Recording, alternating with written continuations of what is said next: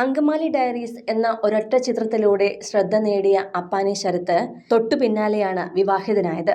ഏറെക്കാലത്തെ പ്രണയത്തിനൊടുവിൽ ഒപ്പം പഠിച്ചിരുന്ന രേഷ്മ എന്ന പെൺകുട്ടിയെ പ്രണയിച്ച് വിവാഹം കഴിക്കുകയായിരുന്നു നടൻ. ഇപ്പോഴിതാ രേഷ്മ ഇവരുടെ മൂന്നാമത്തെ കുഞ്ഞിന് ജന്മം നൽകിയിരിക്കുകയാണ്. ഒരാൺകുഞ്ഞിനാണ് രേഷ്മ ജന്മം നൽകിയിരിക്കുന്നത്. ആ സന്തോഷം പങ്കുവച്ചുകൊണ്ട് അപ്പാനി ശരത്തിന്റെ സുഹൃത്തായ ചൈത്യയാണ് ഈ വിവരം സോഷ്യൽ മീഡിയയിൽ അറിയിച്ചിരിക്കുന്നത്. 2017 അപ്പാനി ശരത്തും രേഷ്മയും പ്രണയിച്ച് വിവാഹിതരായത്. തൊട്ടടുത്ത വർഷം തന്നെ ഇരുവർക്കും ഒരു പെൺകുഞ്ഞ് ജനിച്ചു.